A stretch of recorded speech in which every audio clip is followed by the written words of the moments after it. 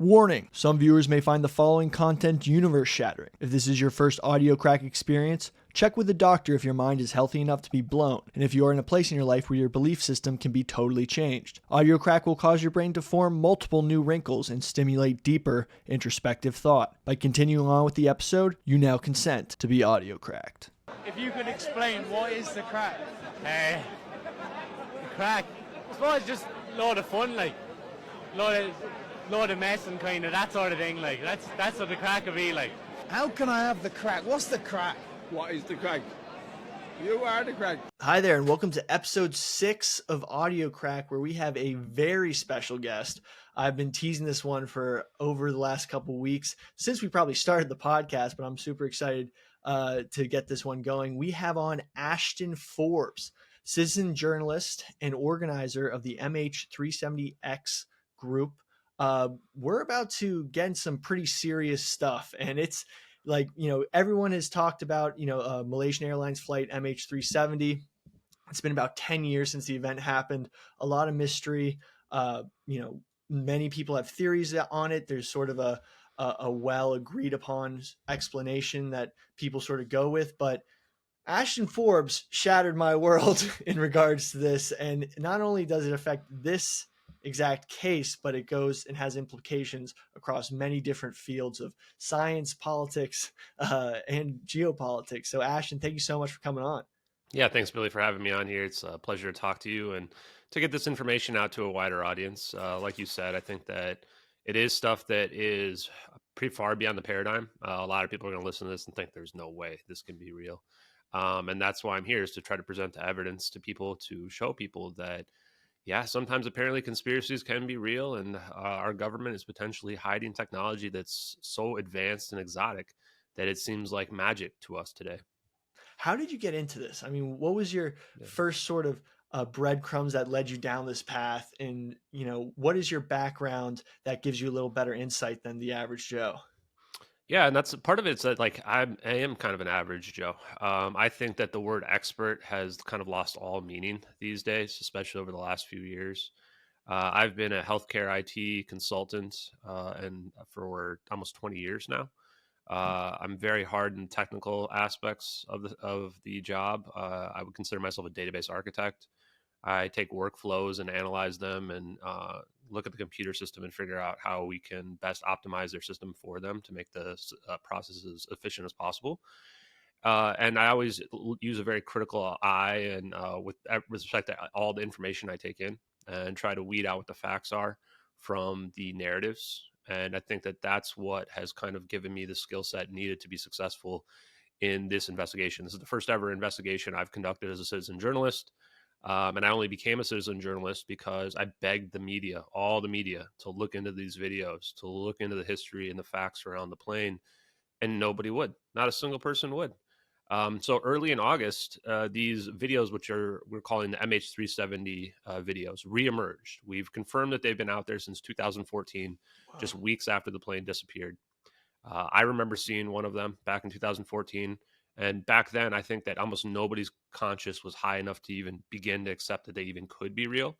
And it wasn't, I think, until last year where people could even, like myself, could even begin to think that, like, wait, could this actually be real, based on the science kind of starting to catch up with some of these ideas of traversable wormholes and what anti-gravity technology would even potentially look like. And so when I saw the video reemerge on the social media site Reddit, it made me like have a deja vu back to when I saw it in 2014, at least the drone video. And then I saw people post the other video, and I was like, wait, there's two videos here? Like, that's, yeah. I've never seen any like UFO hoax videos that are like two videos from completely different angles, both military assets. And I started to realize, like, this would require a lot of work. So for those, a lot of listeners probably haven't gone down the rabbit hole like we have, but basically these videos that Ashton's referring to are two almost heat sensor videos, but like from military. Just like describes, what the videos are from what you've seen. And then we're going to get to the exact official story with the plane and where exactly the official story isn't so official. Yeah. And the first thing should always be is, what's the source? Where did it come from? So These videos have been uploaded on multiple like people's accounts and in various qualities as well, which indicates that potentially none of them are the original source, that these might actually be leaked military videos that got onto the internet. These satellite video, it's called Satellite Video, Airliner, and UFOs is the description. And the archive goes back to an account called Regicide Anon. In the Regicide Anon's version on YouTube, which this YouTube account's been wiped out now, you can only find it on the Wayback Machine. It says received March 12th, 2014 in the description. Source protected. That's 4 days after the plane disappeared, which is already pretty amazing. We looked at the metadata in that on YouTube, and it actually has Malaysian Airlines Flight 370 in the metadata, but it doesn't have it like in the description or anything like that. It was uploaded, or it says published, which is, we think, the date that it was actually put onto, like, made available for the public, May 19th, 2014, which is like 60, 70 days after their supposed receive date. And this is actually 9 days before the raw telemetry data was made available on May 28th. And this is important because on the bottom left of this really weird looking video that a lot of people would say, well, am I looking up in this video? No one has any idea that this is like satellite surveillance capability that the world had no idea about. It says NRL 22 in the bottom left, which is the first launch of the National Reconnaissance Office of the SBIRS system, which is a space-based infrared system. So to your point of what is it, it's technically some type of infrared. We think a false color infrared that's relaying satellite data down to ground-based computers to produce this like tracking system that they use. And then the second video says, I don't have the exact name in front of me, but it's like drone video alternate angle here. I'm going to pull it up. But it's also from Regicide Anon. It appears to be an MQ-1C Gray Eagle, which is a military drone. You can tell because we can see the drone nose in the video itself with a camera underneath the wing, which we've been able to show these MQ-1Cs actually have it. And this one says received June 5th, 2014, uploaded June 12th, 2014. The name of that one is UAV Captures Airliner and UFOs. And then in the description, it says, video shows airliner being followed by 3 unidentified spherical objects for a short time. Then airliner and orbs vanish. This appears to be alt angle to previously submitted sat footage. So go ahead. So just to break down what you've just said, one of the videos, and from watching it, I thought it was also looking up. You're saying that it's from a satellite vantage point looking down. So it's more complicated than that, because people have said, like, if it was a satellite, why is it not moving more? Or why are the clouds not moving more if it's from a satellite? Because of the apparent movement of the satellite, especially if it's a low Earth orbit satellite, which is what we think it would require to get this angled shot that we see. Oh. Those move at like 17,000 miles per hour. But then it begs the question, how do you look through those at all? If something's moving at 17,000 miles an hour, and this is where we were able to figure out, we found SBIRS, Space-Based Infrared System, on Lockheed Martin's website. You guys can Google it and find the video yourself. And it's a constellation of satellites, of geostationary satellites that are very far away, as well as mid-Earth orbit satellites that have this elliptical. And actually recently, they've admitted that they've incorporated low Earth orbit satellites, which are very close to the Earth. And this isn't a system like, we're not in enemy of the state, like looking down through satellites anymore. What happens is these satellites are scanning the world all the time with huge scans that are thousands of miles wide. And they're relaying this data to ground-based computers. It uses something called Sentient, which is an AI that can manage all the satellites, make sure they're not going to hit each other, etc. And then the ground-based computer system actually uses literally Google Earth, actual Google Earth, integrated with what we found to be potentially Quick Terrain Modeler, which if you guys go to Quick Terrain Modeler from Applied Physics website, you'll see that they say they literally service all of the military, the DoD, and the intelligence community. We found a source that says these integrate together for tracking purposes. So to me, we've basically been able to figure out exactly how this works. They log into a computer, they pull up their Google Earth video playback, pick the time, pick the location, and if they have the right resolution abilities, or they might have resolution of the whole planet, they can just track any object that they want. Pretty incredible. Well, I mean, it's one of these things where when we look at Cold War technology, we look at, all these advances we knew during the Cold War. We're now 50, 60 years later, and technology moves exponentially. This concept that there are just a bunch of sensor points that, contractors like Lockheed Martin have out there, and they can consolidate all the data and put together something like this, isn't that out there. Now, basically, for those who don't know too much about the MH370 flight, so basically 10 years ago, a Boeing 777 aircraft that was carrying 227 passengers and 12 crew members from Kuala Lumpur to Beijing, when it deviated from its planned route and disappeared from radar over the Indian Ocean. So it was huge news. Basically, every country in the area was searching for it. The main wreckage has never really been found. The key events in the flight were that the plane's transponder and communication systems were disabled shortly after takeoff, and it made unexplained turn westward across the Malay Peninsula and continued flying for several hours before running out of fuel and crashing into wherever it crashed. The southern Indian Ocean is what the official story thinks it all ended up. But from these videos you see, and watching them, I'm sort of, with the whistleblowers recently in Congress, with sort of the sort of mainstream acceptance of UFOs existing, with all the technologies that's came out, I think the reason why this wasn't as palatable back in 2014, when these videos surfaced showing basically these orbs rotating around the plane, and then in a blink of an eye they all disappear, I think it was almost too unbelievable for anyone to take it mainstream. But now, 10 years later, after all we've seen and all the evidence that's been displayed, members of Congress being briefed upon these UAPs, UFOs that are moving in ways that defy physics, with zero propulsion systems, going underwater, making pilots who are relaying back that they're seeing some things moving in extraordinary ways. That has now been mainstream since we saw the videos originally in 2014. Now, let's say, what would these UAPs or UFOs want with this plane? Why would they be disappearing this random flight that was going to Beijing?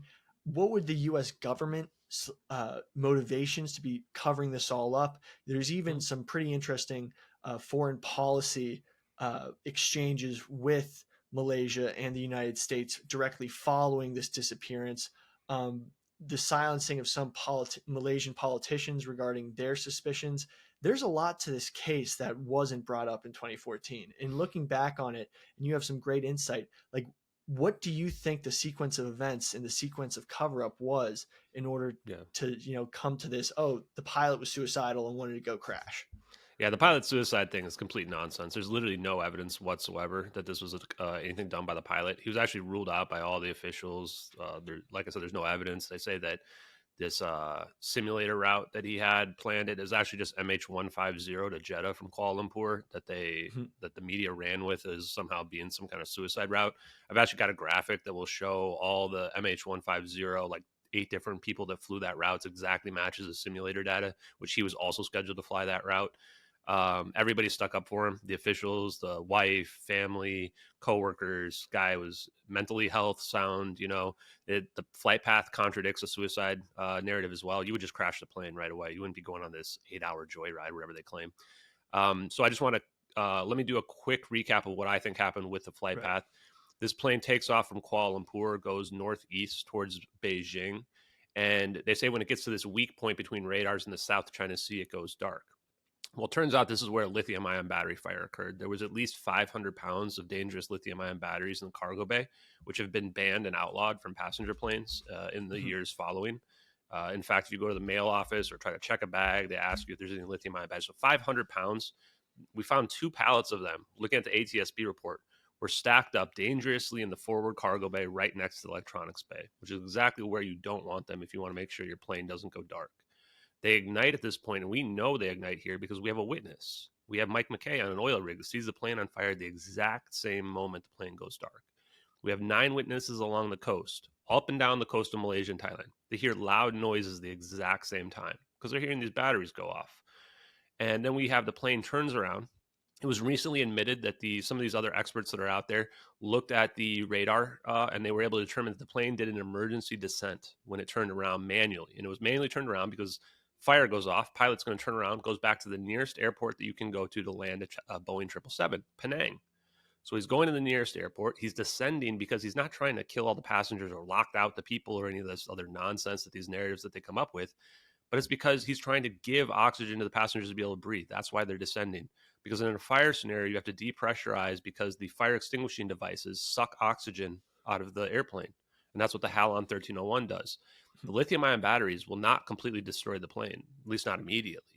After a few hours, probably. The fire extinguishing devices can last for up to 3 hours. We've looked that up. You can look it up yourselves. And so what happens here is this plane then, after 10 minutes, it is seen by 8 fishermen off the coast of Malaysia and Thailand, flying very low, which corroborates what we've been able to determine now from the radar pings. In fact, there was another communication that was heard by another Boeing 777 pilot who didn't want to be named because they didn't want their life ruined, like Mike McKay's life was ruined for seeing the plane. And he heard them. So we know that there was communication as well. The last communication was not "Good night, MH370." And we know that for a fact because the Malaysian Minister of Defense, in a interview he did with Four Corners, an Australian broadcaster, 7 weeks later, said that the military did not send up jets to track the plane because they knew the plane was civilian and not hostile. The only way you could know that and that it wasn't hijacked is if you had communication. Simple as that. And then it goes over Penang. We've now speculated the reason why it didn't land is because it had 8 hours of fuel in it and it was overweight and potentially could not dump the fuel because there was no power. So now have a situation where we're in a desperate scenario where the plane's pretty much doomed. The next thing they're supposed to do is go try to land on the water. But to land in the water, you need to have people around you. You need to have, Right. people nearby to fish you out. Well, good news. The Cope Tiger and Cobra Gold exercises between the United States and Thailand were going on in the Andaman Sea the month prior, and the newest exercise, the Cope Tiger, we're about to start up the next day. And the theme of those exercises was search and rescue. What a convenient opportunity.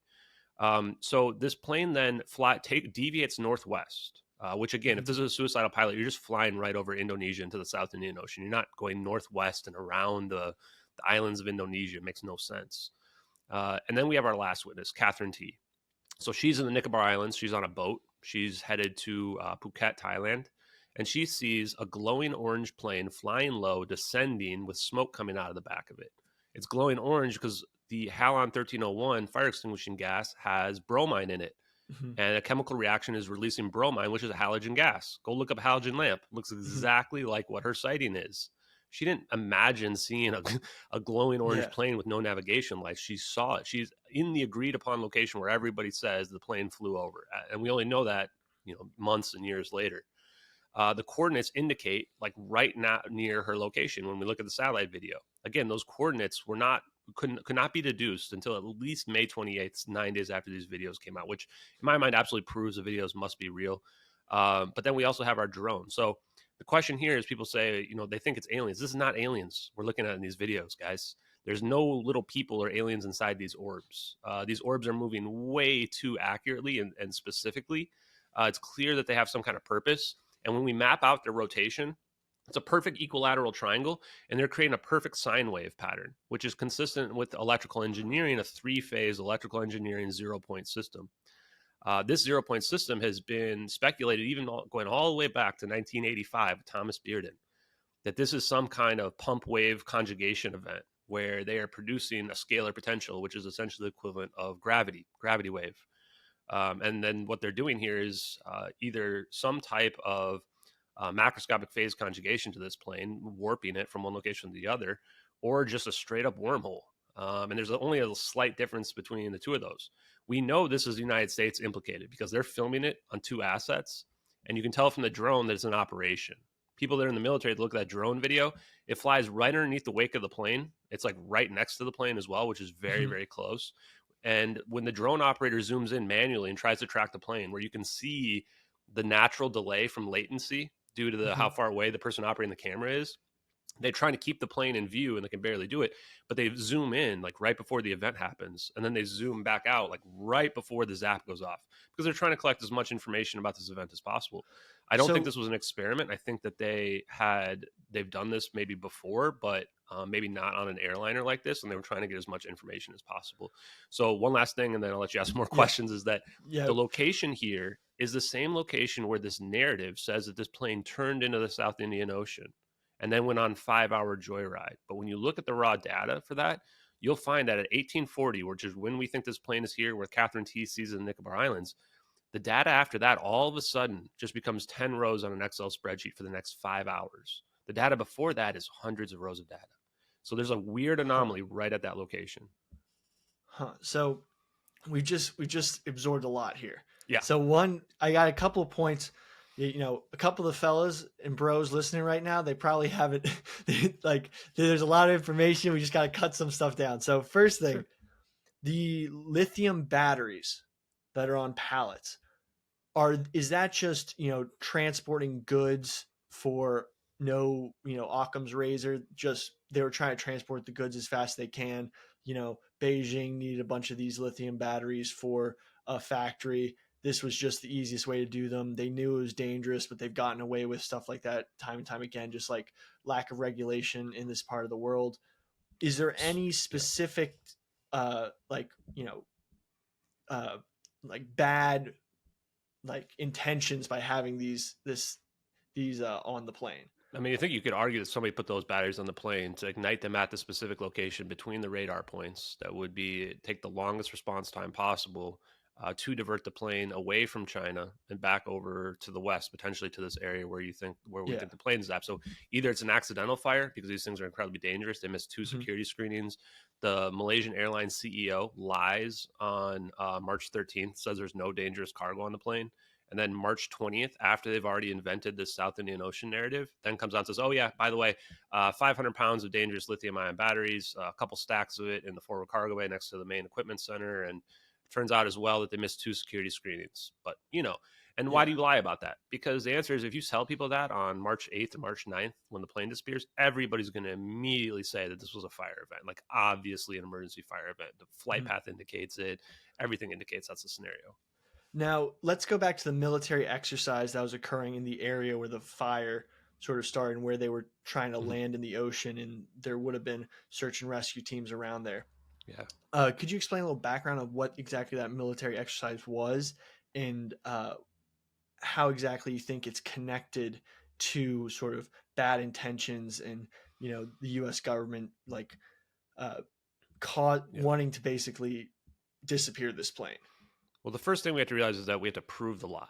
We have to prove the United States government knows what happened to this plane. And I think we can do that. First of all, you've got exercises going on right there in the location where this plane is a rogue 777 flying right past. There's no way. You've got your exercises going on. You've got all your military assets, your highest quality, you know, technology. And we're just letting a Boeing 777 the size of a city block fly on past us. Like, we know what happened. Plus, we have USA 229, which is a naval ocean surveillance spy satellite. We looked at all the satellites in the whole world. And we were able to map their trajectories based on amateur historical, like very accurate stuff on the internet. You guys can do it yourself and double check. We actually had it peer reviewed by 2 different people. And it's sitting there in the Malacca Straits, looking straight down with a sister satellite right next to it, capable of taking 3D stereoscopic imagery, staring right at our coordinates. So this plane flies past it. We've got Cobra Gold exercises started early February, and they ended, like, I think maybe that day. And then the Cope Tiger exercises, basically, it's the one starts and then the next one starts right after. I think it was meant to start March 10th. So this is important because we've got all the assets we need in the area. And I've FOIA'd the Navy to say, give me a list of the assets that were part of that exercise. They emailed back and said they can't tell me how many, but maybe they can tell me which one or whatever. Matthias Chang was the advisor to Prime Minister Mahathir, which was the prime minister before Najib, Najib was the one who went on and said this plane ended in the South Indian Ocean. Well, he's also one of the most corrupt people on the face of the planet. The 1MDB scandal where he was caught with $700 million in his bank account. That's that minister. He was replaced again by Mahathir. Matthias Chang says that he knows what happened and that the Malaysian government was given secret information upon that they could never reveal it by accepting it. And that he told alternative podcasters that whatever happened to this plane was so huge that it would change geopolitics and economy forever. So that's, I think, some of the more of the background around like, oh, and the one thing is I want to say is that we found that Cyber system that I just mentioned. So we know they're scanning the Earth all the time. There's no way they didn't detect a plane flying for 8 hours going rogue. But the SOSA system, sound surveillance system, it's been out there for maybe 50, 70 years, can pinpoint even that tiny Titan sub that imploded by the Titanic Oh, wow, last yeah. year, this thing 100% would have pinpointed the exact crash location of the plane. There was 2 acoustic detectors, one on Diego Garcia, one in Western Australia, right near the location they claimed this plane crashed. And then also we have radar as well, which radar is not limited to line of sight. Over the horizon radar can see for thousands of miles. And the JORN system, which is Jindalee Operational Radar Network, which is Australia's very powerful radar, could have detected this plane, as well as Pine Gap military base, one of the most secretive military bases in Australia, and Diego Garcia. Almost beyond any doubt, all 3 of them would have been able to track the plane on radar from takeoff to wherever it ended up. So we know the United States government, beyond any doubt, knows what happened to this plane. So why would they try to disappear this plane? Yeah, good question. And that's what the thing a lot of people ask me. So why are they doing this? The answer is semiconductors. There was 20 Freescale semiconductor employees and engineers on board this plane. They were all sitting next to each other. A couple of them had their whole families with them. 8 of them are Chinese nationals. 12 of them are Malaysian nationals. They work for an American company. The number one target for intellectual property espionage theft is foreign nationals that work for American companies. China steals roughly $600 billion worth per year. The things that I've learned from talking to like Navy engineer Salvatore Paez, who has literally high frequency gravitational wave generator patent. My buddy Dave Rossi, who's a DoD contractor as well. My other friend Bob Grenier, who does low energy nuclear reactions, is that you need coherent matter waves, which is something that these small transistors and transducers can produce. And superconductivity is one of the main byproducts of this type of technology that leads to these anti-gravitational effects. So we look into this company and we find out that they're linked to a National Security Agency report from 2005 that talks about the commercial emergence of superconductive microchips, and that the U.S. government needs to get involved in funding them. And if they do, that the technology could be available by 2010 or 2012. That same report as well mentions that these technologies are used in very advanced stuff like AI and quantum computers.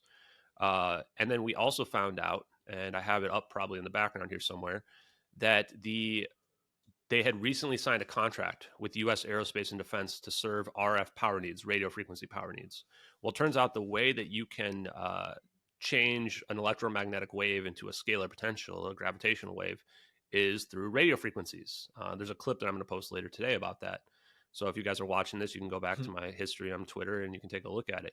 So it seems like these people on board this plane were directly tied to the technology that was used on the plane. They may have been going to China with that technology. And you can imagine that the technology we see here is so paradigm shifting. Whoever controls this tech controls the whole planet, full military supremacy. Nukes mean nothing in the face of this tech. You know, you can warp a nuke back onto somebody. You could potentially annihilate a nuke with something like this. Now, really quickly, this technology you're talking about, is this the same type of technology that could cause gravitational manipulation to explain how the propulsion systems on some of these UFOs work? Yeah. And so just from the experts that I've talked to, the engineers, there's so many different aspects of this technology. And this is why it's just a Pandora's box. This is why they can't reveal any of it. This is why, in my opinion, the whole UFO disclosure phenomenon is just a big ruse. They want everybody looking at aliens and crash retrievals and not looking at technology, because once you figure out how the technology works, which is hidden in plain sight, Thomas Bearden's been talking about for 38 years, scalar physics, scalar potentials, everything opens up. We can have force fields, we can have cloaking devices, we can create these anti-gravitational effects, literally like teleportation, quote unquote, like warp drive, the ability to bend space-time, maybe even create a wormhole. We can have cold fusion. We can have the sun in the palm of our hands due to extremely powerful magnetic fields. We can potentially create just straight up free energy, like a device where you can plug it in, it starts running, you unplug it, and it can just power your whole house forever, you know, like something like that. And then we can even get to things like deep. Yeah. And one more thing I want to say though is that this can also produce doomsday weapons, and this is why it becomes a national security issue. It's not just teleporting a plane. We're talking like, if you read Salvatore Paez's high frequency gravitational wave generator, he pretty much talks about all those things I just listed.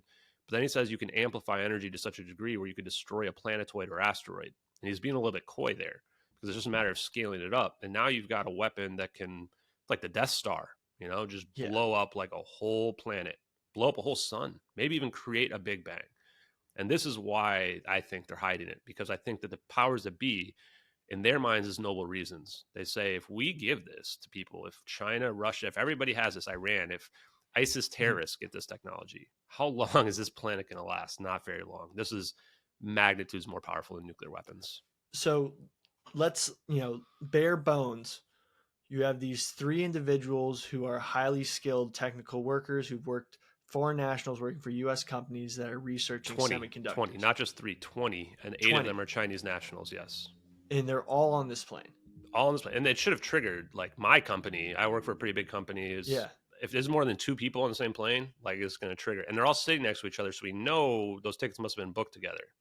Right? It's not like they were all all over the plane randomly and they all got on the same plane. Like, no, these tickets were probably booked together. Let me steal, man. Yeah. Why aren't they flying private? Yeah, I mean, that's also pretty weird. Now, I think a lot of people, they do fly commercial, what have you, but yeah, it's a lot of people on one plane. This is why right away we looked at them. And there's this other conspiracy theory out there that says, like, 4 of these people had a patent or whatever. I would agree that the patents and their intellectual property is the motive, but this story of these 4 people and it reverting to the Rothschilds is all bullshit. I don't even know if that's that might be a cover conspiracy so that people don't realize that those are really the motive, because none of those people were on the plane. And that's not how patents work anyway. The patents would revert to the company. The company owns the patents, not the individuals. So there may be an element of disinformation that's trying to push people off of the fact that these are the 20 people on there really is the motive. I'm sure of it, because the 2 things related to this technology are the semiconductors and the plasma physics. When we look at these orbs, we're not looking at a ball of metal. There's like a plasma field around it. It's consistent with a magnetic monopole, a topological monopole, which is like a magnet with only one end. And then we can see this Thor's hammer heat signature in there, which Bob Grenier has gone on record and said, I didn't go back in time and make these videos. And the science around this wasn't even publicly available till 2015 with this Alto University paper. We even found a thing on the Department of Energy's Twitter account where they have like a plasma field that has the same heat signature as this, like just a few weeks ago. And I posted side by side. I'm like, guys, what do you need here? Now, so let's get back to, so there's all these guys on the plane. They're very valuable to U.S. national security because they hold the secrets to a technology with limitless potential. Yeah. So the U.S. Or some entity plants these batteries that are very prone to go off. Everyone's seen the e-scooter blow up videos.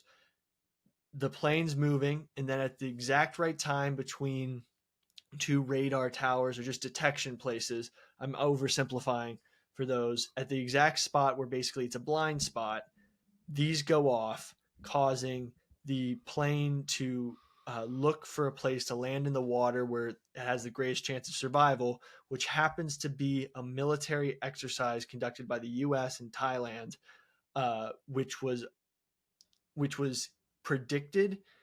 So the U.S. is conducting this exercise with the whole cover of just abducting this plane. And now I got a whole ton of other questions about once this technology is used by the U.S. to disappear the plane. And was this exercise happenstance, or was it all planned to collect this plane? Yeah, so great question. So first of all, the exercise happens every year. It's still happened every year. The Cope Tiger and Cobra Gold exercises do.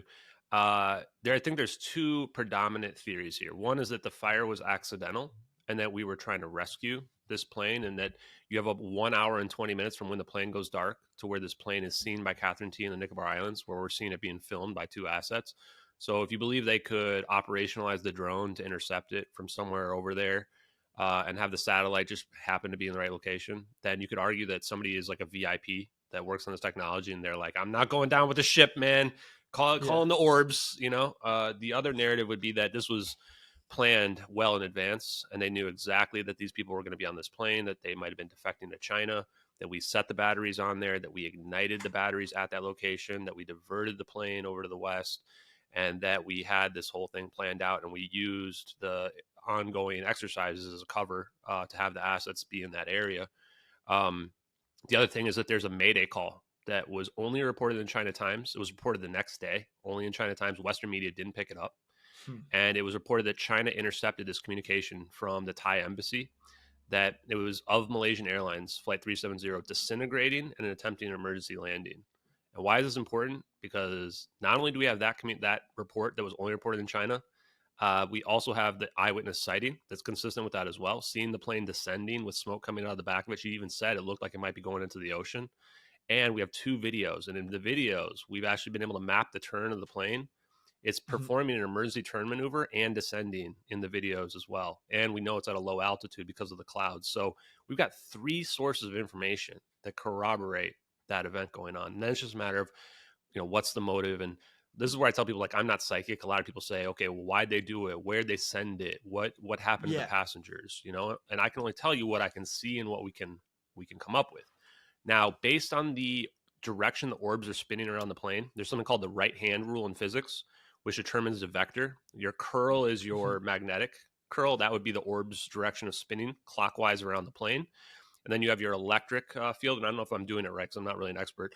But the idea is that based on the right-hand rule, the vector of the plane would be backwards, which is really interesting because when we look at the final frame of the plane blurring out in the drone video to the frame where we see this endothermic, this absorption of energy, this cold event happen, the plane looks like it's sucked slightly backwards. And we can tell because we can see a silhouette of the tail of the plane sticking out from the first frame.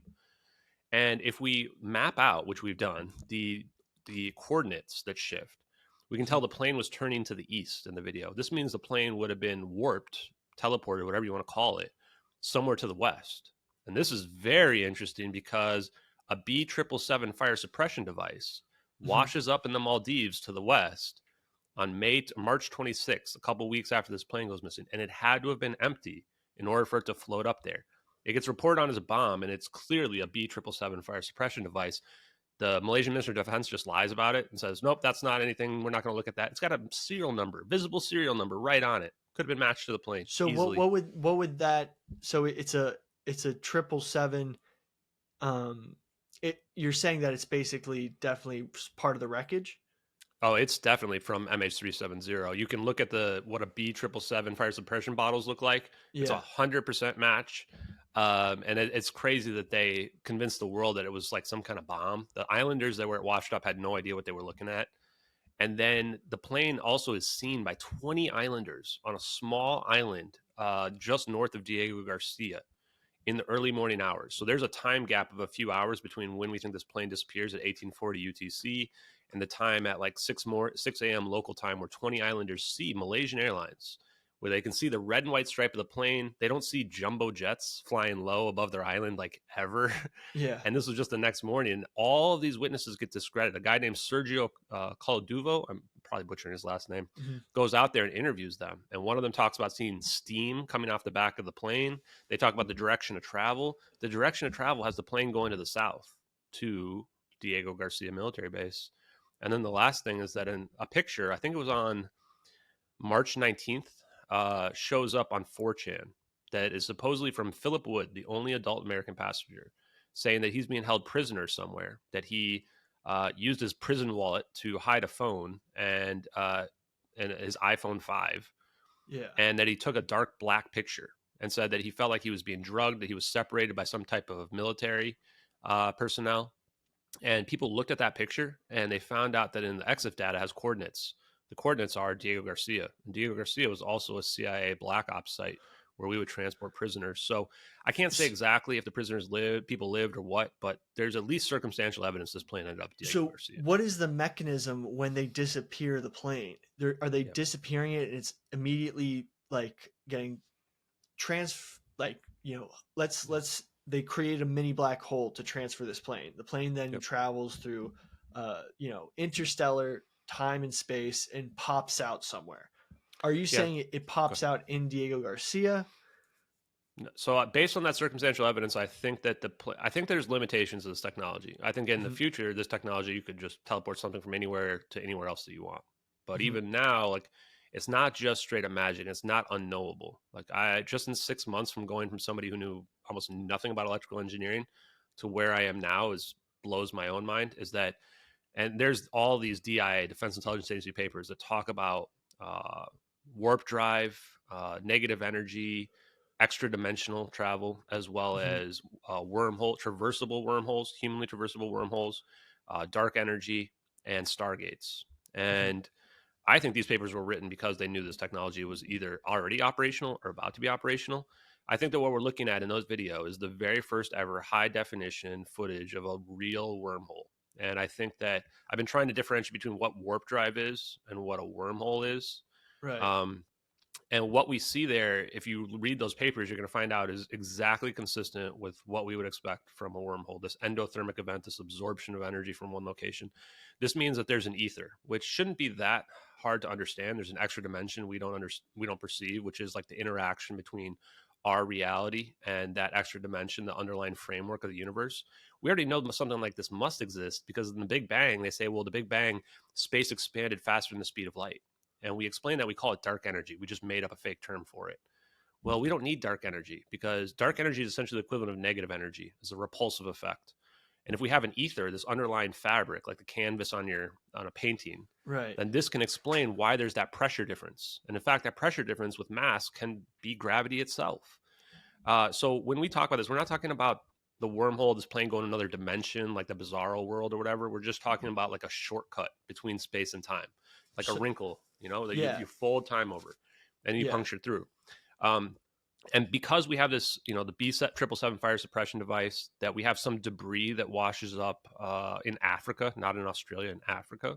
Now, is that Russian? Is that from the Russian guy who said he found it? He's not. He's not Russian. He's actually an American expat. He's American, but they think he's a Russian. They try to vilify this guy. He's just a normal guy, man. I think he's kind of crazy guy. He thinks he's like Indiana Jones.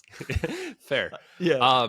But yeah. Anyway, I digress. But yes, that debris is actually only consistent with this event. It's not consistent with a crash in the South Indian Ocean. If I've got this graphic that I posted on Twitter that shows the currents.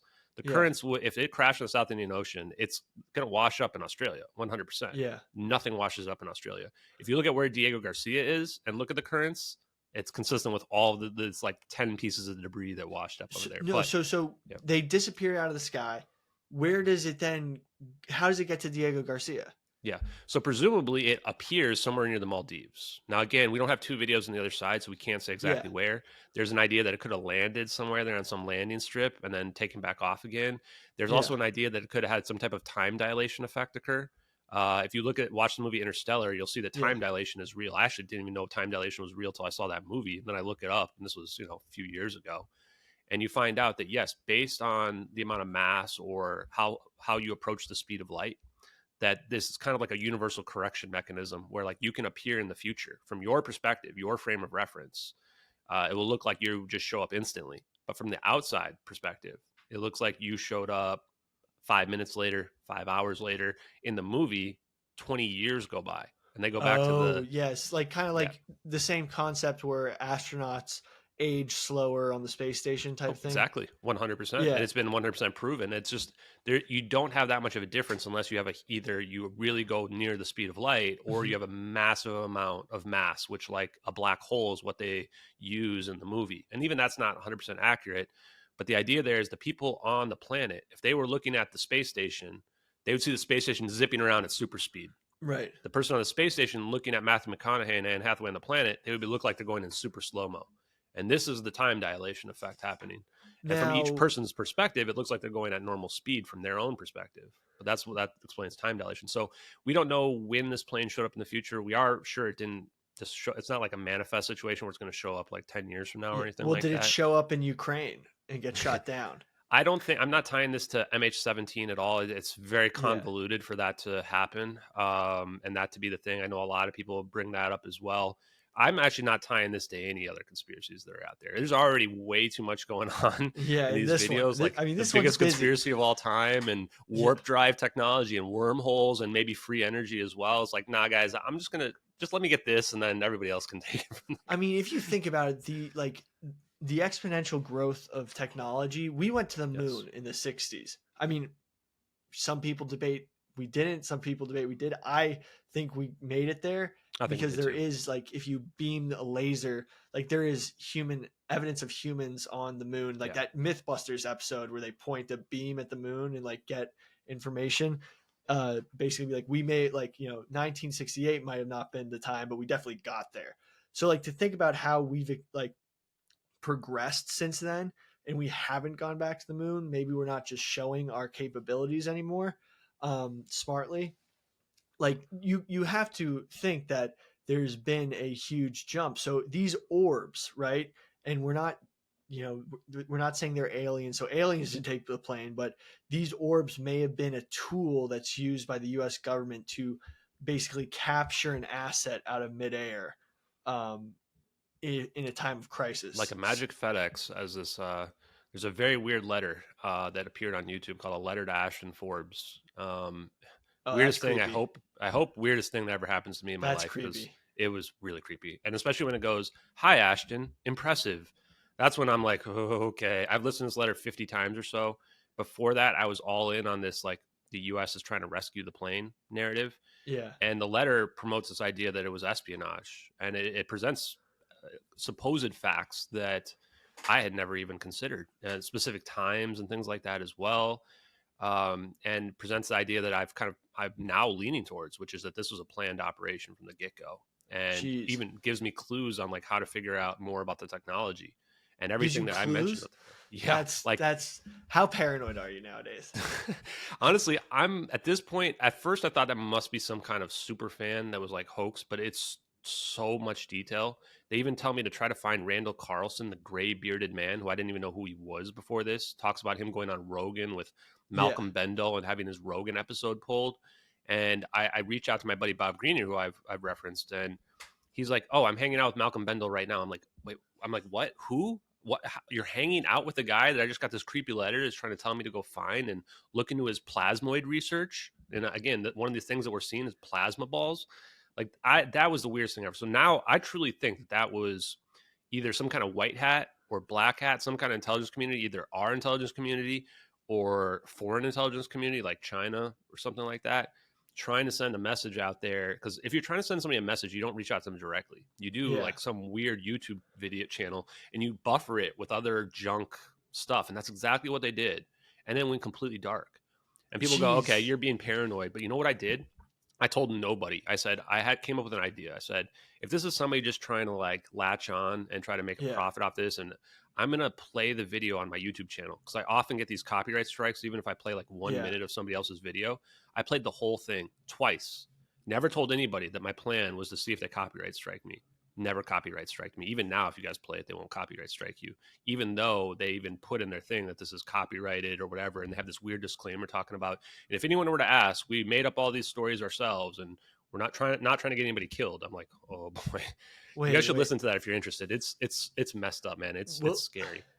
We'll look into it, but Yeah. I mean, have you been like, you've put a lot out there, and Yeah. I can tell that you've like seen, you can't go back. Like, Yeah. you're in too deep, and you're at the point where like, oh my god, like Yeah. you can understand these high complex concepts, like the orbs and the way they work makes sense to you. Mhm. And that is something you can't come back from. There's probably a lot of people listening who are like, okay, so this guy thinks there's a bunch of orbs like flying around and like taking stuff out of the air. Like that can't be real. But like, I have just enough, like, do you think, for example, some of these orbs have some of the Bob Lazar type technology in them? I think it could be way beyond that. Like, Bob Lazar was the 90s. Yeah. And he went on Rogan, and Rogan asked him. And this is what I want to tell people about, like, how they And cover you were it supposed up. to go on Rogan, right? Like on March 25th? I was supposed to, and it got canceled because there's like an army of debunker people that are Yeah. telling people not to talk to me. I was worried that you would get talked to, because anyone who posts like replies and they want to talk to me gets like an army of people DMing them, like saying not to talk to me, saying that I'm like some kind of scammer or something, which couldn't be further from the truth. Whether or not you believe what I'm saying, like, what I'm saying is the truth as I understand it. Maybe I'm wrong. But What are their biggest arguments? so they claim that there was like a stock photo that was found that shows the clouds in the satellite video, which somebody else recently, I'm not going to go through the whole saga of it, but it's super suspicious. And somebody else showed that this picture could basically only have come from the original footage, meaning like the military's actual satellite footage of the event, and they were able to create a 2D cloud picture. We found that you can like upscale, create a cloud picture from just a random low quality picture in under 1 minute using AI. The funniest part is the debunkers like think that all of this stuff can be faked. All these weird details can be Right. faked, except for they don't think someone can make a 2D cloud picture. Yeah. And the other biggest thing is like, we know this would require a 3D render environment. We got 2 videos from 2 different angles. We have accurate 3-dimensional lighting when the zap goes off in the satellite video. The clouds line up in both videos. And people will say the clouds don't move. Yes, they do. The clouds indisputably, inarguably, they move and evolve. It's only like 5 seconds in each perspective. And when you look at like the first and last frames, you can see the clouds not just evolve, but like you can see like accurate wind shear where they don't just move, but they evolve accurately. So this proves beyond any doubt, at a minimum, require a 3D rendered environment. The debunkers won't admit that because it destroys all their arguments. It makes it very difficult to fake. And when they're talking about a 3D rendered environment, that's like in order to get such exact. Yes, they're perfectly in sync. So like that you we need like a put the video video side by side. game. Like, yeah, so you need like a diorama, right? You need build an electronic computer diorama, which back in 2014 to do that, the computer processing it takes just to render it would have taken weeks. You have to build a storyboard. None of this has any reference for any of the stuff that we see here. I'm not even sure. There's not even an argument for why they came up with these like forward lines in front of the orbs. They're like the gravity engines pulling them forward. Jesus. And so this is the part where it's like the debunker arguments fall apart immediately. But Joe Rogan's producer found this stuff on Reddit, which Reddit is the scum of the earth. Nobody should ever go on Reddit or believe anything that's on Reddit. And said like, oh, I agree. And he thought it was fake and a hoax because of the cloud pictures. There's also this, they call it the Pyromania VFX. And it literally just doesn't match at all. We found all the source files for it. The debunkers argue that they moved it all around and modified it. We found it in 5 different media and has never been modified, even remotely similar to the way that these debunkers claim. They moved everything around, pixels around to get it to match.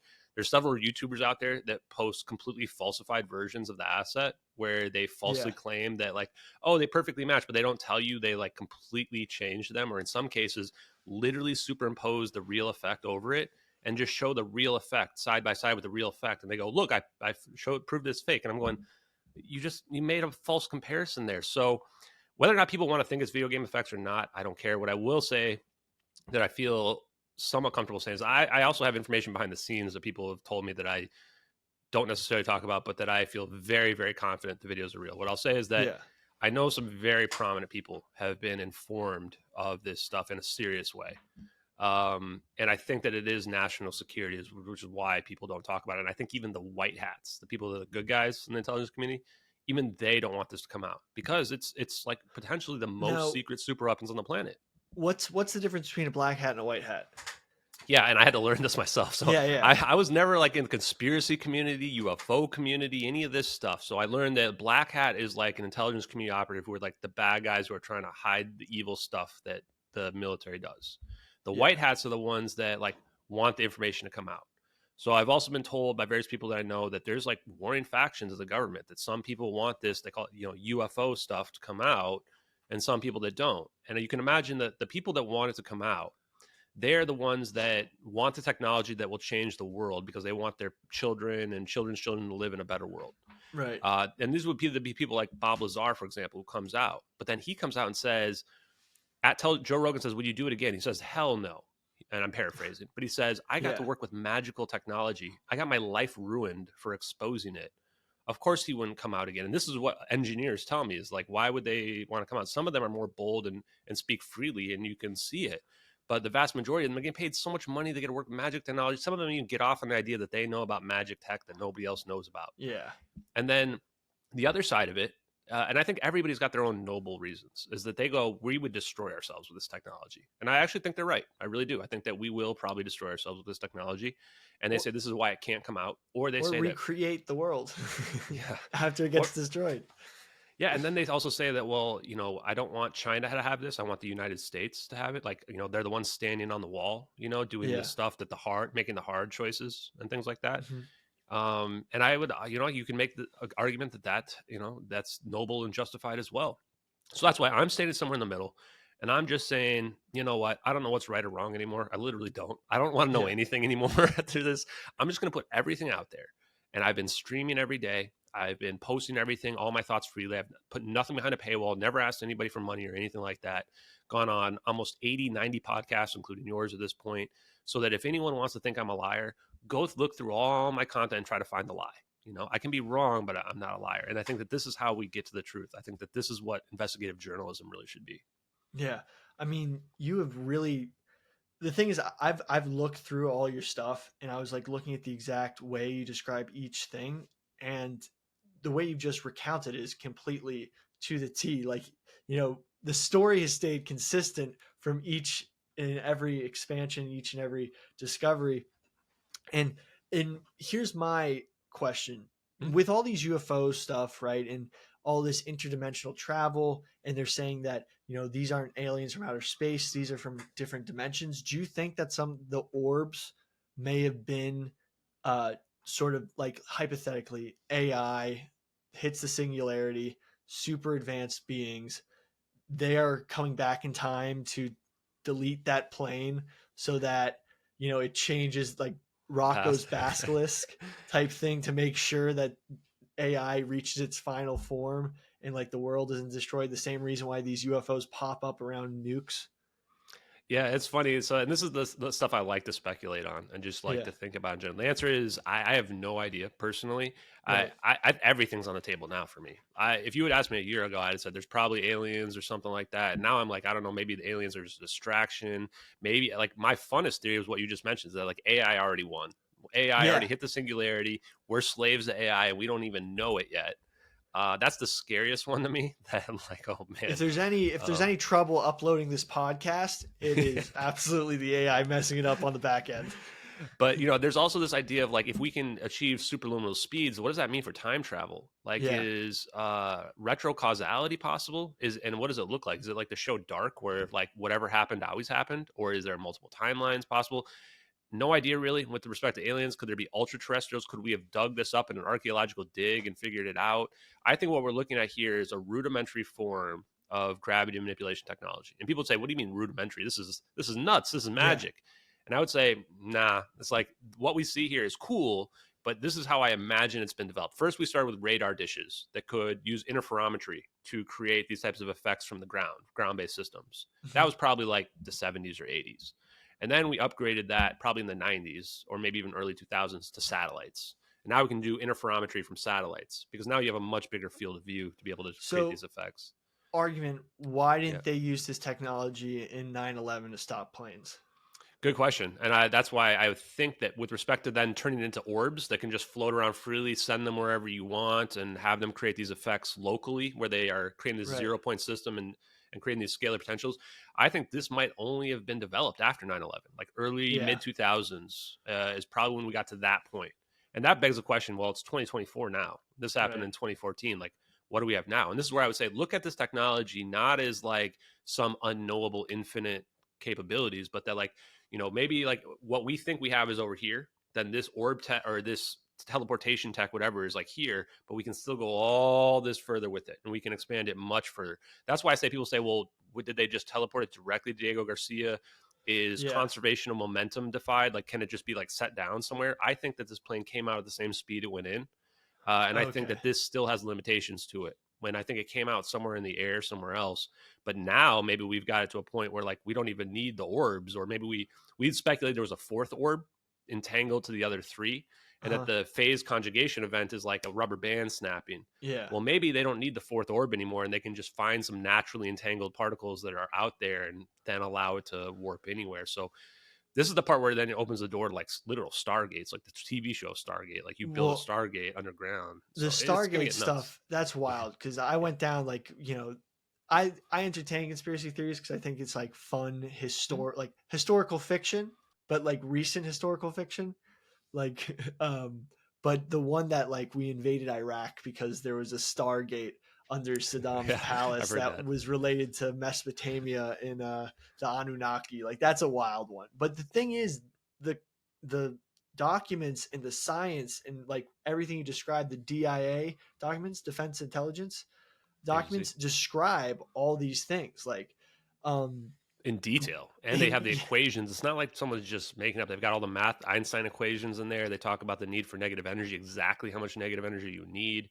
Talks about the idea that you could reduce the negative energy requirements by making your shell of your warp bubble very thin. Talks about the idea that you could potentially amplify the energy, like Salvatore Pais mentions. Jack Sarfati mentions this idea that if you lower c, the speed of light in the equation, somebody said that you might be able to do that with a plasmoid, exactly what we Oh see. my God. Now you've all this idea where like all of a sudden becomes a lot more feasible to pull some of this stuff off. Quick fun fact, former director of the Defense Intelligence Agency was General Flynn. He follows me on Twitter. That's pretty weird. If these are fake hoax videos, why is there a former general director of the Defense Intelligence Agency following me on Twitter? Anyway, just random thought. Jesus. I mean, one of the other things, and this is one of the, like, the implications of this are insane, but to keep it a little lighthearted, my favorite theory about, like, you're traveling through space-time. So like in a two-dimensional way, it's almost like a boat in a harbor, right? Yes. And when you are a boat in a harbor going through the water, you leave a wake, right? So because you're cutting through space-time, but that wake may hit the shore and cause waves hitting and cause disruption. So the craziest thing in like the like equal and opposite reaction is that if there's something traveling through space-time in one area, does it cause a ripple effect where another hole is opened and another dimensional or time space wormhole happens? So like Bigfoot is popping out of interdimensional holes every time we cut, every time a UFO goes through time or a UFO cuts through the dimension. There is a equal and opposite effect where early hominids are traveling through the space-time and ending up like in the woods of like North America, and that a lot of these cryptids and stuff are the actual equal and opposite reaction to these crazy experiments and new use of technology, just like a wave hitting the shore from a boat cutting through a harbor. Yeah, that's fun. I think that on that front, one thing I would say is that we're like fish in a fishbowl where we don't realize we're in the fishbowl. That's the same thing as when we look around, we just think that, well, space-time is all that there is. But that's because we're stuck in a fishbowl. And that's why I would say there's this idea of this extra dimension that we can go through it. Now, to your point, I would argue maybe there's cryptids and what have you, but I don't think they're just appearing because we opened up a rip in this extra dimension. Like when we see this event happen, there is going to be equal opposite reaction. The opposite reaction is the other side of the wormorhole. So the energy is being absorbed from this location, the endothermic event, which I don't think it's ever been filmed before this event at all, this dark, cold event. And it's going to release over here somewhere else, which is the idea of the wormhole. And it's technically traversing through the ether, or if it's really like a situation where it's reverting to a wave function through mass reduction, which I think is what's being withheld, inertial mass reduction, then it gets very weird where it's like the particle wave duality in the double slit experiment, which is like, why does the photon act like a particle or a wave? It's like rebuilding the wave function for an airplane. And now the plane just has a probabilistic location, and now it's just over here. But yeah, it does open the door up to a lot of weird stuff. Like, and I haven't even broached the time travel aspect, because if you start talking about that, then it opens the door to what you said, all kinds of weird stuff. I mean, is there a possibility? And also, I know a bunch of fighter pilots and guys in the Air Force, like the people operating this machinery and operating, like, I could see a guy taking a Snapchat video of a plane disappearing in 2014 from, he's like, yo, dude, I'm in Thailand. Like I was working for the Navy. Like I just got off leave to do this exercise and we just disappeared a plane. What the hell? Like, check out this video I got of it. Does it look like the video is a video of a video? Or no? Yeah, good question. And that was one of the first thing I noticed. So some of the strongest evidence, we have these coordinates in the bottom left. We have that NROL 22. I was watching this emerge on social media when I had 30 followers on Twitter, and they were mostly just bots. And I was following these. Everybody kept posting all this detailed analysis. I just posted a recent analysis of the satellite video by somebody who has experience in satellite videos, who's also a pilot, who said that this is like, the technical details are consistent with what potentially a real satellite video would look like. And the big trigger for me was when we found out that there was an actual remote terminal Citrix session. And I'll explain what that is in a sec. But I was looking at the video and I went, wait, this isn't a camera. This isn't somebody who's sitting back here filming it, like filming the screen, which is what you see in a lot of those leaks. You know, this is somebody that was doing a screen recording. Not only were they doing a screen recording, I was able to tell that it's a cropped screen recording, because you see the mouse come in from the top right off the screen and it goes off to the bottom left. Oh my God. Which means that this is a cropped screen recording. And at the same time, I saw on social media, they went, people are trying to debunk the video and they go, well, the mouse has a different frame rate than the background. The background was like 6 frames per second and the mouse is 24 frames per second. And what we found out from that is that's consistent with a Citrix session. Citrix session is a remote terminal, meaning someone's out there, like I'm at my home logged in. I'm logged into the spy satellite database right now. Yeah. And I'm screen recording it on my computer here, which means that they didn't pull the real file from the original source. They screen recorded a version of it, and then they pulled that out. And this goes back to that cloud picture as well, where somebody found out that this cloud picture potentially came from the real database source of the original file, not from the person's screen recording that they made. God. And when you look at that, you realize that's consistent. You're like, okay, to me, that was enough. I'm like, these videos basically have to be real. And then from there, it was like, if they're real, then I want to look into the case about the plane, because there's going to be evidence that's going to point to the story out there being fake. And oh boy, was there evidence. 19 witnesses, this weird Mayday call from China. Like the plane really ended in the Nicobar Islands. Like that's where it didn't go to the South Indian Ocean. That's why we found nothing in the South Indian Ocean. The cover-up's just sloppy. It's not even good. So you see that evidence and you're like, holy crap. And then we found more evidence than I would have ever imagined in my whole life that shows that this was a real cover-up and a real conspiracy. I mean, wild, how do we know that the airliner we see in the video is MH370? Yeah, great Are there question. any People always earmarks? ask that. Like, can you see in the video Malaysian Air on the side of the plane? No, you can't. And you can't make out, there's like a little fish thing on the back, but you can't make that out either because it's a thermal in the drone. And it's also at night. People don't realize too is that satellite videos at night. Like we have capabilities to make nighttime look like daytime. There's no shadows, visible shadows anywhere in the video. And we did, if you look at my profile on Twitter, there's a perfect overlay on the drone video of MH370, literally not even just a 777, but actually MH370. So the thermal is an exact overlay of the plane. And then the metadata that points out at MH370, the time the videos were released just after the plane went missing. Regicide Anon made a Twitter account on May 22nd, 3 days after they published that first video, that said, watch this video before it gets pulled. And they tagged MH370 in there as well. It's the only known missing Boeing 777. The coordinates indicate that it's a real plane because those coordinates were the real location of the plane in the Nicobar Islands before that raw telemetry data was even available. Before that, if you guys look up, like go look date ranges up till like May 19th, you'll find like almost all the graphics have the plane crossing right over Indonesia into the South Indian Ocean, because even the media thought that it just crossed right over Indonesia. Why would it go around Indonesia? And then it wasn't until after that raw telemetry data was available that it tried to go around the islands of Indonesia, which is what we see where the plane is in these videos. I mean, it's so nuts because even the name of the YouTube video, YouTuber Regicide Anon, like King Killer Anonymous, right? Like that's a pretty weird name too, right? Yeah, like what was the name of the guy that was sending you like you're so like being like nice solving of the puzzle, but you won't like teasing you? What was his that name? One was just like real creepy stories, because their theme was like these other like kind of real conspiracies that were out there, and they like present them in this weird narrative. But then they have this one that's like just a letter straight to me, and it's 11 minutes long too. It's not like some like 2-minute long thing. And I like guarantee you guys, AI did not make that up. Like somebody tried to do an AI version of like feed in at my source material, and it's garbage. Like I couldn't even listen to 30 seconds of it.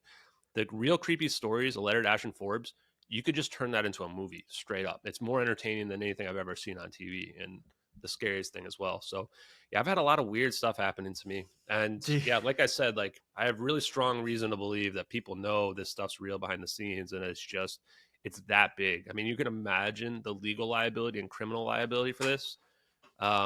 The legal let me just throw another quick conspiracy at you. Are and you I want to talk about the Are you like locked up? Like you got a good contingency plan? Like honestly, people ask me that a lot. I'm not afraid. It's not that I don't feel like I'm in danger. I probably am. I just don't care. The reality is like I have family, but I don't have like children that I'm worried about and stuff like that. And if something were to happen to me, then I probably would become a martyr anyway. Which is why I think this is why I go on so many podcasts, is that I want to increase my profile to the highest level. That would be keep really, really suspicious. Yeah, like I want it to be really, really suspicious if I were to disappear, because they could make it look natural too if they wanted to. Yeah. I forgot you saw the Boeing stuff going on. Yes, and the Boeing stuff too. And Boeing has Phantom Works, which was supposedly working on crazy advanced technology as well. They had to make some weird statement around 2014 about it. Crap, I lost my train of thought. But so here's the thing. So the lawsuits, I looked into the lawsuits. I've looked into everything about this case, guys. Yeah. Like I know so much about this case. The lawsuits that the families did, Philip Wood's brothers, Thomas and James Wood, they put a lawsuit in the United States, and a bunch of the passengers signed on to it against Malaysian Airlines because Boeing's an American company. Philip Wood's an American passenger. They have a pretty good case in the United States. The judge dismisses it, says corvus non something or other, which basically means that like it's better to be tried in Malaysia or China. Well, this is the difference between getting like millions of dollars each and $30,000, which is what the average of these people got. They got nothing at all, basically. And I look into, okay, well, who's the judge? Who's the judge? A federal judge, Ketanji Brown Jackson. Maybe you've heard of her. She's now the Supreme Court justice that Biden appointed in 2020. In fact, even during her, when they were going through the inauguration or what do they call it? The vetting or whatever, the Republicans actually came after her and said like she dismissed the MH370 case and screwed over, Thomas and James Wood and the families, because if it had been tried in the United States, it made a big difference. And now we see what's happening with Boeing with all these whistleblowers too. If the United States took this plane, even if the United States is filming this plane, then that case 100% should have been tried in the United States. We are potentially implicated. I mean, I think that Barack Obama absolutely knows about this. I even think that Trump probably knows about this. I'm speculating that one of those files, those mementos that Trump was hiding or whatever, that the FBI came after him for, wouldn't surprise me at all if it was like case of Operation MH370 or something crazy like that. Because if you imagine people see that with all the corroborating data that's out there, this whole thing's just going to blow up. I mean, it is absolutely wild. And what was so one of your posts that I was reading was the actual Obama administration like ceased giving aid to Malaysia. Like there was some sort of like, withholding of funds and basically trying to do regime change in Malaysia around this time. What was the... Well, so really the story there is that Obama, it was the first president to go visit Malaysia in over 50 years. And he went in April that next year, and he put out this joint statement with the Malaysian Prime Minister, Najib. And this is the part where it's super suspicious. He's got pictures with Najib because Najib was implicated in the biggest kleptocracy criminal case in the history of the world. Is that the one MDB? The Wolf of Wall Street was connected? Yes, that is. Yes, Leonardo DiCaprio might have been directly connected. That is weird. Crazy that MH370 flight disappearance is directly connected to the Wolf of Wall Street getting created. And I don't have like hard evidence that links it, which is why I only speak about it in passing, but it is pretty damn weird that literally the very next year that all of a sudden the prime minister who goes on TV and says this plane ended in the South Indian Ocean is now being implicated in the largest corruption scandal in the history of the world. And in fact, that guy, Matthias Chang, who was advisor to the prior prime minister, he got thrown in prison because he was the lawyer for one of the whistleblowers against 1MDB. And there's so much corruption, they threw this guy in prison. He's also the guy who claims to know what happened to MH370 and can't talk about it. And I'm just like, dude, there's so many sketchy connections. And here's the thing, like if there's debunkers out there, you think these videos are fake? People ask me, like, what would it take you, Ashton, to admit that this plane crashed in the South Indian Ocean or whatever? Okay, it's really easy, guys. I'm going to set the ground rules for you. Find the hoaxer. We had a $150,000 bounty for the hoaxer to come forward with proof that they made the videos. Nobody came forward.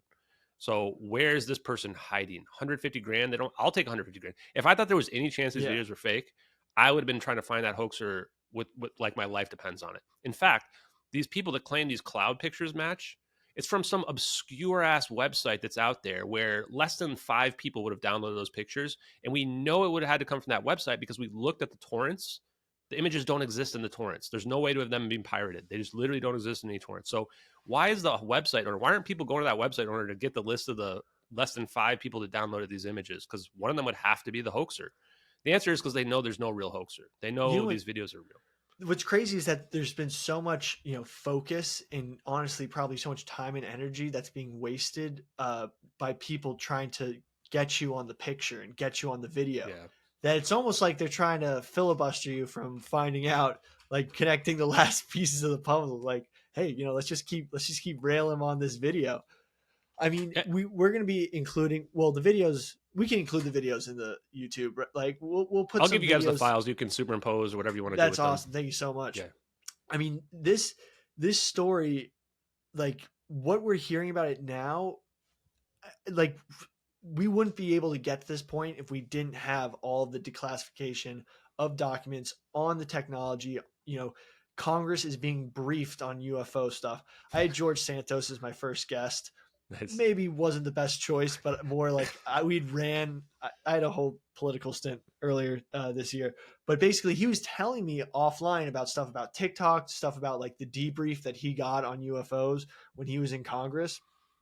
And he didn't debrief more than we already kind of know. Some of the gray area was more about like specifics of where footage was taken, like what footage is real, what footage is not. And they're out there and people don't know what they are. And I'm more sure than not that it is the US government there may have been historical travel, like historical stuff that we found, crash retrievals, whatnot, that we reverse engineered. But it is kind of comforting in a way that what happened to MH370 could happen to a nuke that's going to the United States. That kind of like, hey, you know, like nuclear war won't happen because if they fire a super intercontinental ballistic missile at us, we'll just be able to disappear it in midair with these orbs. So there is a silver lining to this in a way, even if you're like, oh my God, the government's hiding. I hope they rescue me. And honestly, people wonder, you know, why have we not used this technology? Or here's my counter argument is like, why has no one ever tried to attack us in the last 80 years? Well, if we've got stuff like this, like you're screwed. Any war will be over in a day. And people say, well, why don't we use it on Putin? Why don't we end the war in Ukraine? And like, guys, I just like, are you serious? Wars aren't meant to be won. These are proxy wars that are just meant to persist forever. This is a battle of attrition to weaken Russia.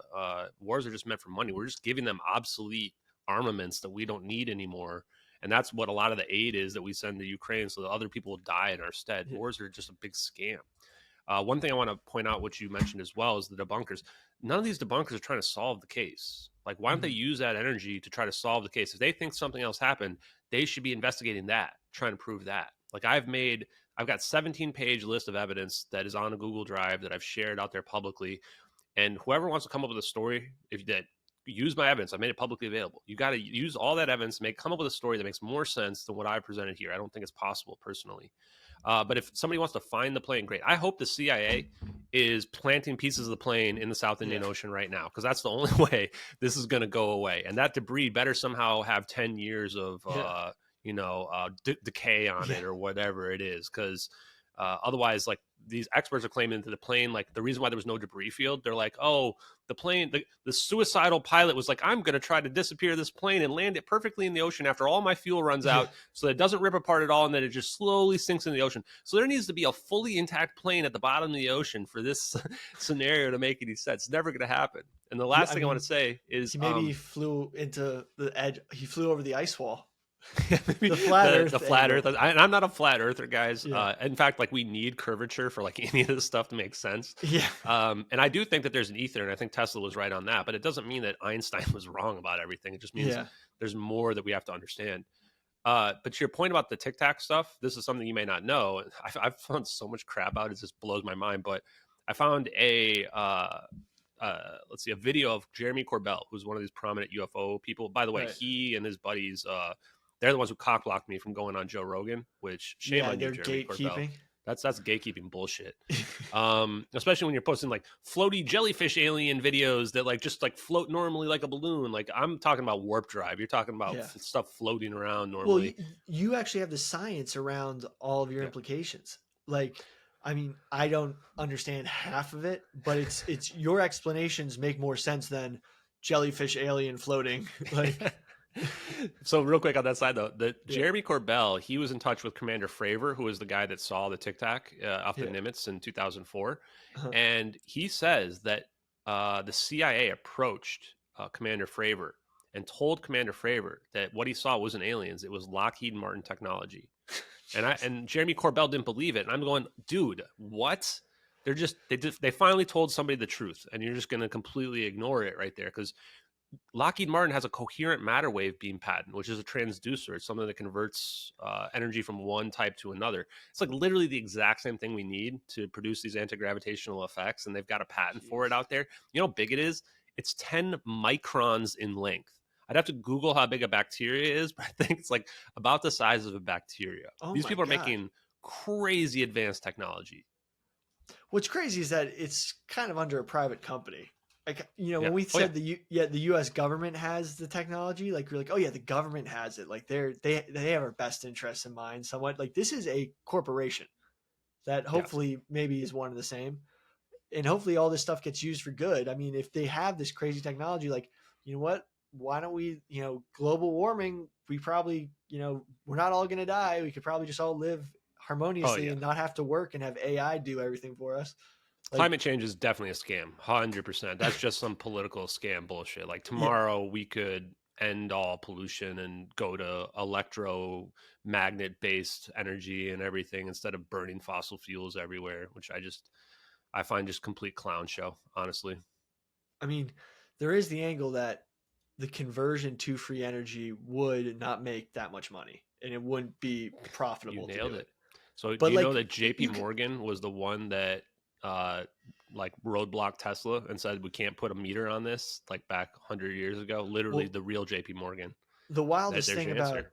Tesla was that who investigated his apartment? Oh, Donald Trump's uncle or something, right? Yeah.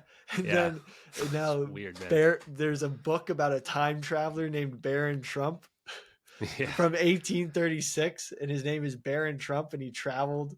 That's more of probably one of those crazy coincidences.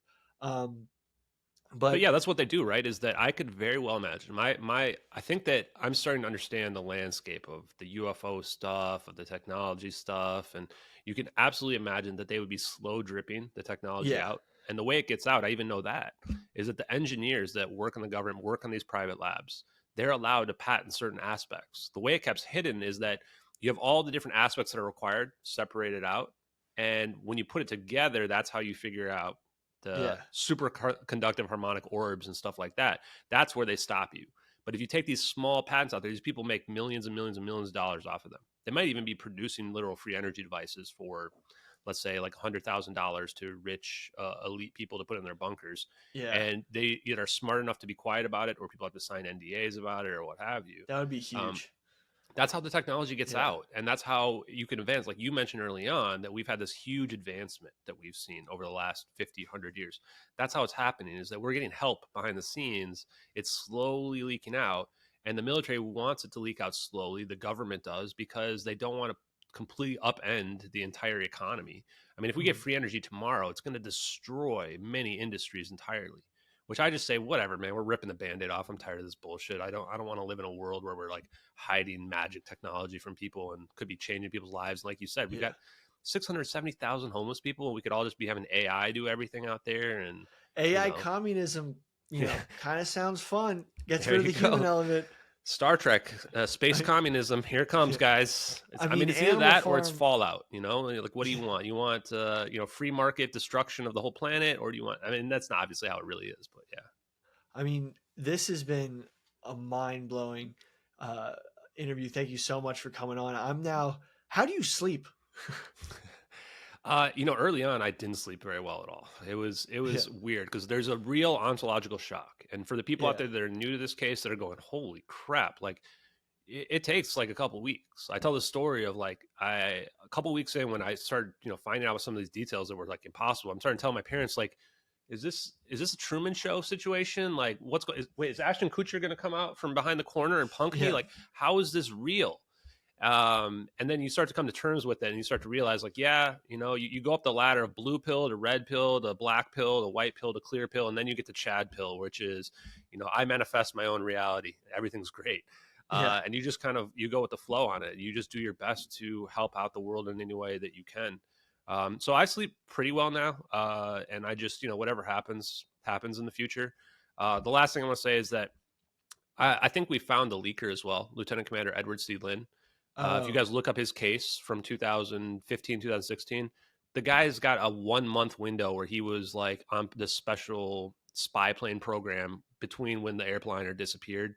The defense said that the classified material in question is available on the internet. His appeals, penal codes are consistent with video evidence. He was caught with flight manifests that include search and rescue code names. His position in the Navy was exact position you need to have access to the videos. He literally reported intelligence from the spy planes to upper command. Everything about his case has been obfuscated. Other cases of espionage and what have you, they tell you exactly what people leaked. The government was afraid of going to court with this guy because they thought that they would have to release the information to the public. And then people would have found it's the videos, and then they would have some really tough questions to answer.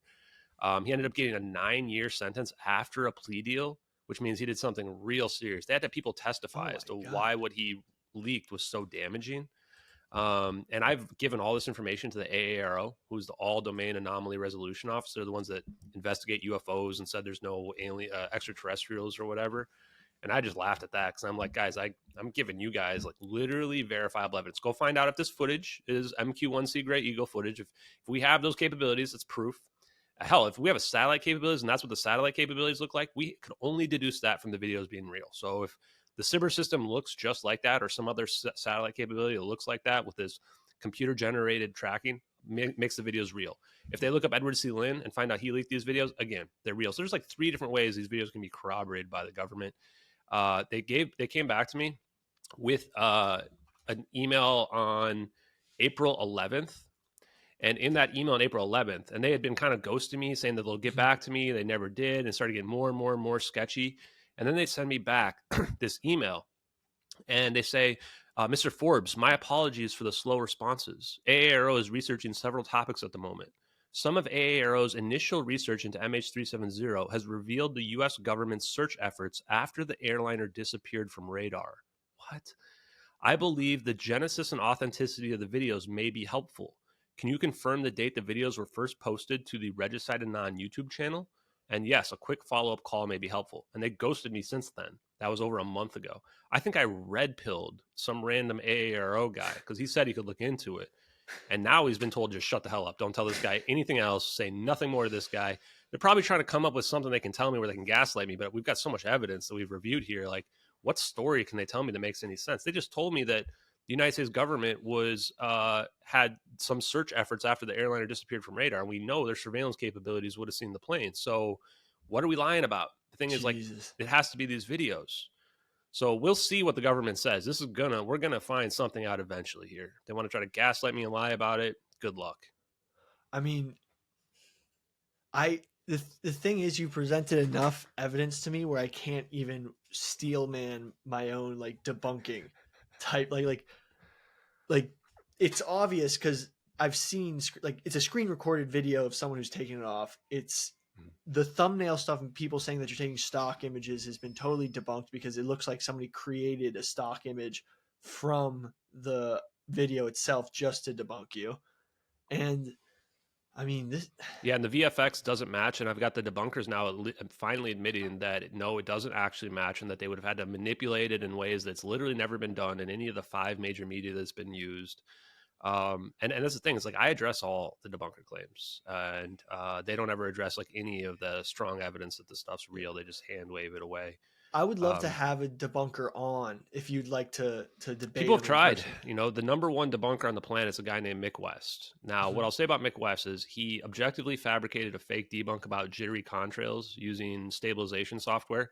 And we were able to show that it was the jittery contrails, which not even contrails, it was smoke coming out of the back of the plane, was 100% due to the stabilization software and the fact that the smoke trail looks slightly blue and it was blending into the background. The stabilization software didn't realize that. We were able to prove that by flipping it to black and white, and then the jittery contrails thing goes completely away. He never apologized or admitted he was wrong about that. And then he turns out he's actually responsible for 3 of the debunks that are out there. 3, one man. He was actually responsible for debunking the Philip Wood picture that I talked about earlier, way back in like 2014. And he made 5 objectively false statements about claiming that the metadata was inconsistent. And I found a full refutation for that, showing that, yes, the metadata is 100% consistent with an iPhone 5 and Picasso application that was being used. And this was before any of this. So this guy's literally already been tied to trying to debunk stuff around MH370. He came up with the jittery contrails, and he's also responsible for the VFX argument as well. People don't realize that. They think that the Corridor crew came up with it. They did not.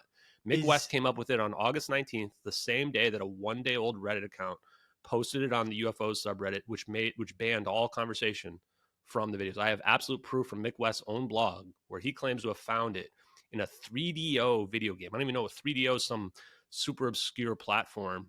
And he found it in the middle of some Killing Time video game. Like, this guy is connected to 3D bunk, super sketch. So the What's problem his is, motivations?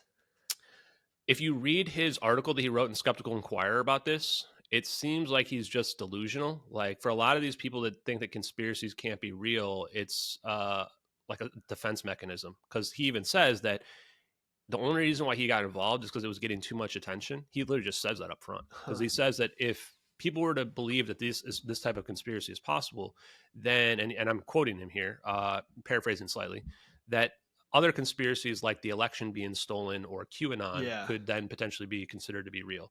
And you can tell then what his thing is. It's a matter of that he's the one that, if he had to accept that this is real, he would also have to accept that other stuff is possible that are potentially conspiracy theories. Jeez. Now, people have tried to get this guy in a debate with me 4 different times.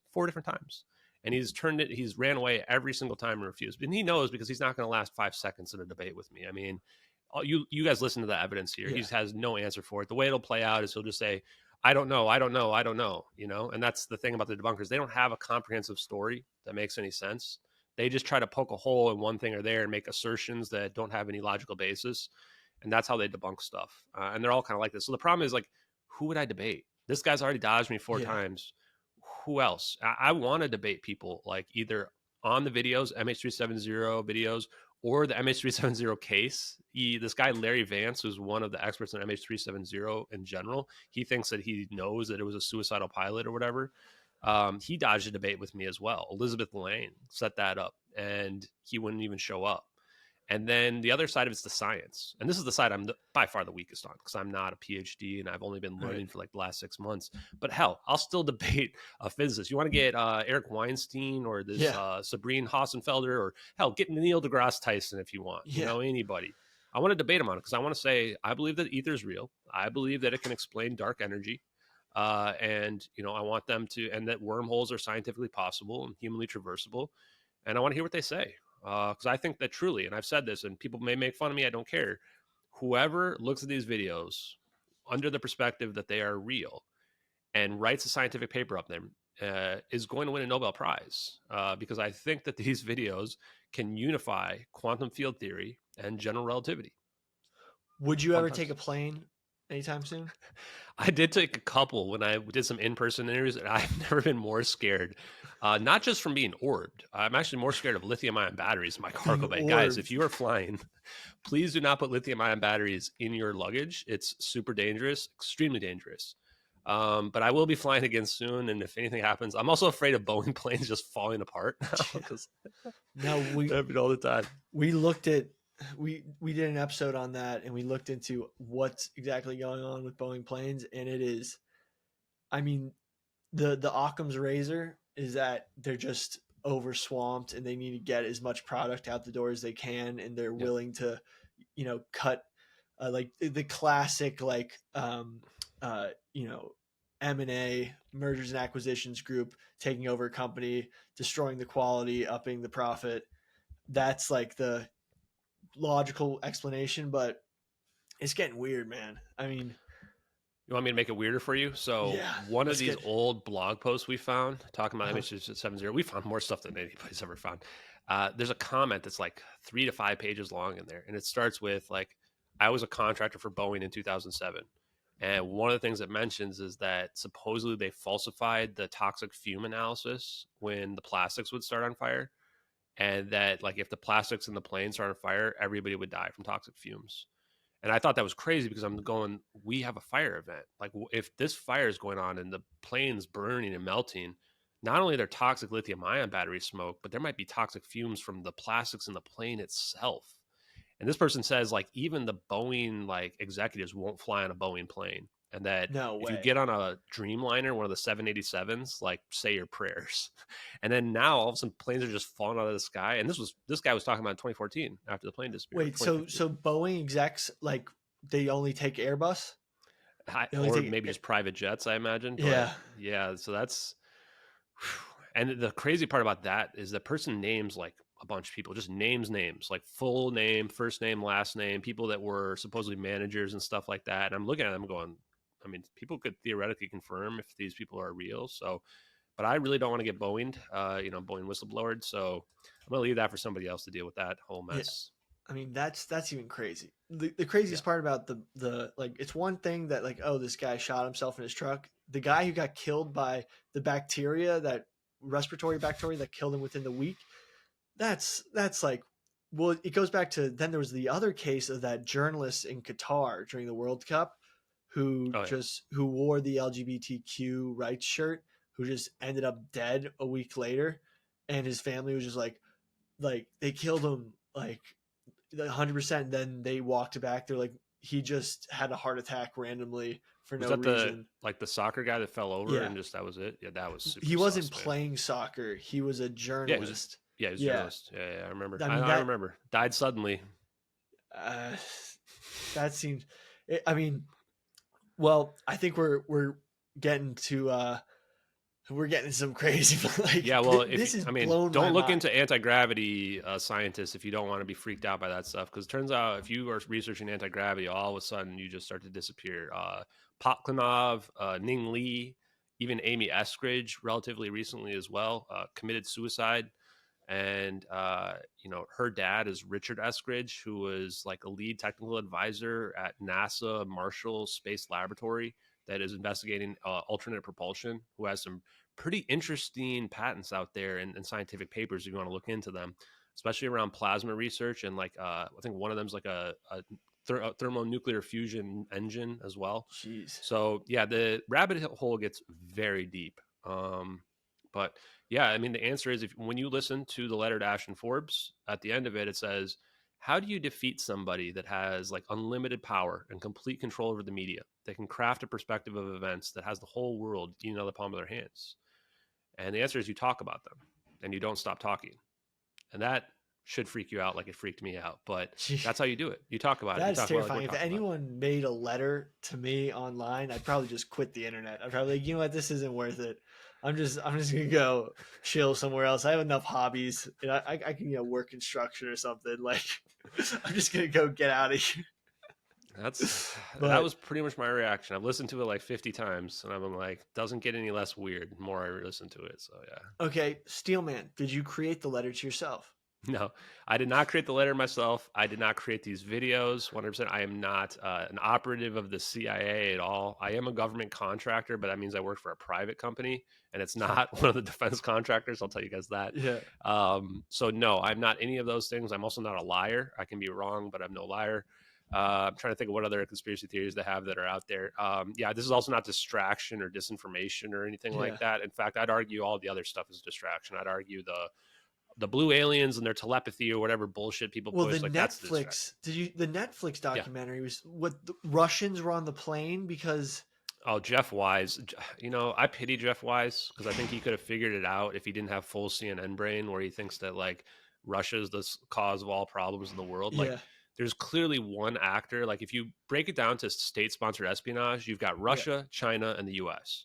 And we can rule out China because they hacked the Malaysian government the next day and they stole the crisis meeting minute notes about the plane and classified information about the plane, which there shouldn't even be. They were trying to figure out what happened to the plane. Yeah. They posted these satellite images 5 days later, which like literally show like triangle formation around the plane, and it gets reported on as debris in the South Indian Ocean or in South China Sea. Where they find nothing. China had satellite photos that showed the orbs. Oh, go look it up right after this. It's Jesus, so dude. We're getting. I look at it afterwards. I'm the only multiple... person.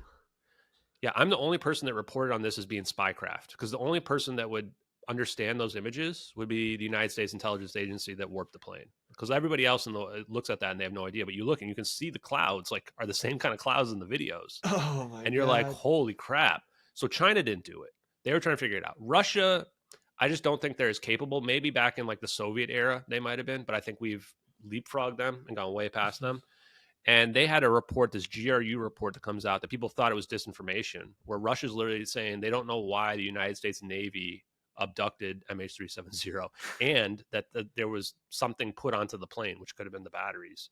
Yeah. So I think you can rule Russia out as well. Plus, like, if Russia did it, we would have just exposed Russia. Yeah. The only people that have the control of the media is the United States government, and we're filming it on 2 different assets.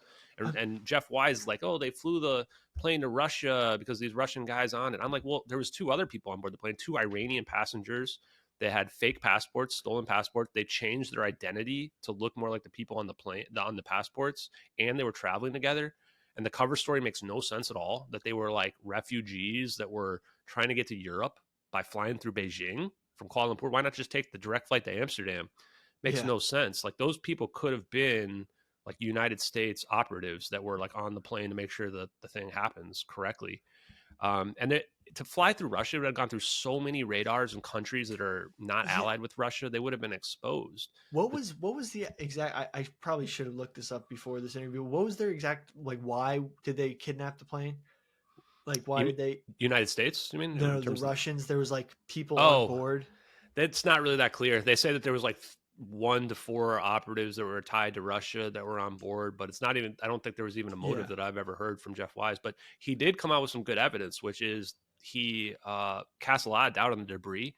The problem Mhm. for Jeff's theory is that he needs the debris to all be fake. That's why he came Yeah. at Blaine Gibson so hard in the Netflix documentary, because if that debris is from MH370, the plane didn't go to Russia. But if the Oh plane my was in the God. Maldives and on fire, then a few pieces fall off, or it ends up in Diego Garcia and they rip it apart. That explains the debris perfectly. I'm I trying to need remember the just- other thing. Oh yeah, he also helped us to figure out the situation about the fuel and not being able to dump the fuel, because his blog posts also talk about with the power being out, you can't dump the fuel. And it's funny because you read his comments on his blog post, and people are literally telling him that these satellite pings are not proof of anything. Jeff Wise thinks the satellite pings are real, but they show the plane going north instead of south into the South Indian Ocean.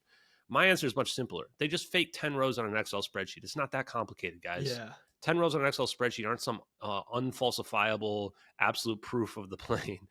I've That's the faked a difference. couple rows of Excel in my day. Yeah, I- and we're literally just talking about, or they could, all these SATCOMs we found out are all have 0-point vulnerabilities or 0-day vulnerabilities where they can be exploited. It's literally just a matter of like changing one number in the SATCOM, and now you have the plane going on a wild goose chase in the South Indian Ocean. Like, that's how simple it is to fake the stuff. And then all these experts go out there and they ignore all the witnesses, they ignore all the debris, they ignore everything that's out there, and they just go, nope, these satellite pings prove it. And I'm like, well, who verified Inmarsat's data? Oh, nobody. Oh, and Inmarsat's connected to U.S. intelligence and UK intelligence as well. But sure, let's just pretend like, there's no way this could have been manipulated. So remember the head of Wagner Group, who got the jet that his crashed, plane, his jet crashed. probably got shot down. Yeah. Why didn't the U.S. just do something like that? Why did they pull out some of their best technology that might get exposed to disappear a jet? Because they wanted the guys alive. Yeah, and that was a small jet, and we had satellite images of the debris like the next day. And then we're going to pretend like there's just no debris field for a 777 crashing in the ocean. Nobody saw anything. Nobody saw a debris field that would have been tens of miles wide in the ocean. It's absurd. But yeah, so because clearly the point here was not to necessarily wipe out the plane. If you need the plane to blow up or whatever, you just let it crash. This thing was already doomed from the fire. It's going to try to land in the ocean. They're not going to pull a Sully Sullenberger. This thing's going to rip to shreds. Everybody's going to drown. End of story. All wiped out. Or like you said, just use a conventional rocketry to get rid of it. There's no need to do all this. So this was definitely either a situation where you're trying to retain and keep some of the passengers alive, like maybe the people that were defecting or whatever, or you're trying to hide the plane so that people don't know where it goes. Or I think the best argument, which was promoted by Joseph P. Farrell, roughly a week or 2 weeks after the plane disappears, he had figured out almost everything. It was a message. This is a super weapon. We're sending a message to our adversaries. Stop messing with us. Stop trying to steal our technology. If you do this, this is what we can do to you. Because you imagine you're Putin or you're, one of these leaders of these countries, and you see this, your intelligence community sees this plane getting warped out of the sky. It's not me that should be afraid of getting on an airplane. What does Putin think when he gets on an airplane? Like, he can be taken down at any moment, anywhere, and there's nothing they can do about it. That's the message. I like the idea that Kim Jong-un has just been launching rockets at the U.S. for like the past 50 years, and they've just been deleting them. like that Hawaii strike was real, and they were actually going to bomb Hawaii, but then they're just like, we got to delete it. We forgot about this one. And here's another fun fact is that Remember a couple months ago, they said that like Russia was trying to put nukes in space, whatever this media report Yeah. comes out. They were not trying to put nukes in space. Putting nukes in space is stupid. It doesn't even make sense. It's obsolete technology. They were putting something much scarier, some type of electromagnetic weapon, bomb, etc., that can produce a huge EMP shockwave, Oh, even jeez. much more significant than a nuke. And what that would do is wipe out dozens, if not hundreds, of satellites, which is a very real threat because it takes away the surveillance capabilities that we've been talking about related to cybers, Uh-huh. can take out commercial communications capabilities. I mean, people are talking about being afraid of like coronal mass ejections from the sun wiping out our stuff. No, what you should really be afraid of is some kind of super scalar based weaponry that can be detonated in space from a satellite. And that's the next arms race is in space related to satellites. Well, don't have to worry about nukes anymore because we I'm got certainly something not way worried about them. worse. Yeah. We got something way worse. The nukes are getting deleted out of the sky, and it's way worse. Well, thank you so much for coming on, Ashton Forbes. You can follow him on Twitter at JustXAshton and YouTube at JustXAction. Check out some of his MH370X spaces on Twitter. I've certainly enjoyed them. I mean, you need to check out his Twitter because this was an amazing conversation, but the scale of evidence, and we're going to try to include as much as we can in the YouTube. Check out the YouTube, subscribe to the podcast on Apple Music, Spotify, check out the YouTube, and we're on Rumble. Check it all out. And Ashton, thank you so much for coming on. This has been probably the best guest we've had on Audio Crack to date. Episode 6. But we're hoping to get more guys like Ashton on. Ashton, please come back on anytime you'd like. I really enjoyed having you, and this was seriously eye opening and the best explanation of the MH370 disappearance I've ever heard. So thank you so much Billy. for coming on, and I hope you safety, health, prosperity, and not being airborne or orbed. That's a new thing. Getting orbed. That I'm using that. Thanks, Billy. Yeah, I just want people to know that like I'm doing this because I want to push that conversation forward. I want people to realize like we got stuff out there way beyond nukes. We need to be talking about what the capabilities really are out there and opening people's eyes up to this idea that there's technology beyond our wildest dreams. So thanks very much. Thanks.